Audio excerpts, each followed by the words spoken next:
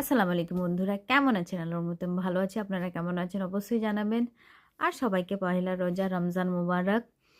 আর বলছি জানেন, এই ১ মাস স্বামী স্ত্রীতে কোনো ঝগড়াঝাটি হবে না। যদি ঝগড়া হয়, কেন ঝগড়াটা হবে বলুন? কোনো দিন আর ঝগড়াঝাটি এই ১ মাস ঝগড়াঝাটি হবে না, সে ঈদ অবধি। কেন জানেন? শয়তান তো ছুটি নিয়ে চলে গেছে, তো ঝগড়াটা হবে কোথা দিয়ে? রগে রগে তো শয়তান ঢুকেছিল, তাই স্বামী স্ত্রীতে ঝগড়া হতো। তো এখন তো রগ থেকে শয়তান সব ছুটি নিয়ে পুটুল পাটাল বেঁধে নিয়ে সব চলে গেছে।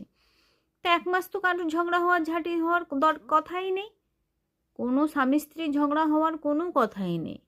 আর এর মাঝে যদি ঝগড়া হয়, তাহলে কিন্তু শয়তান ঝগড়া করায়নি, ওটা নিজেদের ট্যালেন্টেই ঝগড়া হচ্ছে, ঠিক আছে? তখন তো আর শয়তানের দোষ দিতে পারবে না, বিচারারা তো পুটুল পাটাল বেঁধে রমজান মাস ছুটি নিয়ে নিয়েছে। এরপরেও যদি তোমরা শয়তানকে দোষ দাও যে এই শয়তান লাগিয়ে দিয়েছে ঝগড়াঝাটি, বিশেষ করে তো মুখে মুখে শুনবেন এই ঝগড়াঝাটি মারামারিটা কেন হয়েছে জানেন? ওই শয়তান রগে রগে ঢুকে গেছে। কিন্তু এবার যদি কারোর স্বামী স্ত্রীর মধ্যে ঝগড়া হয়, তাহলে আর শয়তানকে কিন্তু দোষ দিবেন না। ওটা মনে করবেন নিজেরা নিজেরা শয়তান হয়ে ঝগড়াঝাটিটা করে, ঠিক আছে? এখানে শয়তান তো ছুটি নিয়ে চলে গেছে, তার তো বেচারার কোনো দোষ নেই। সে বেচারার দোষ দিয়ে কি কোনো লাভ আছে?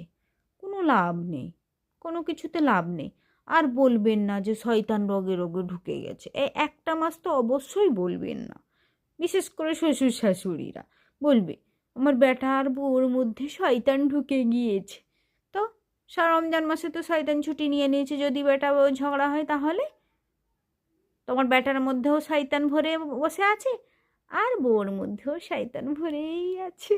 হ্যাঁ, ঝগড়া না হলে কি হয় স্বামী স্ত্রীতে বলুন? হ্যাঁ, কোনো শয়তানের হাত নেই, নিজেরা নিজেরা শয়তানগিরি করে।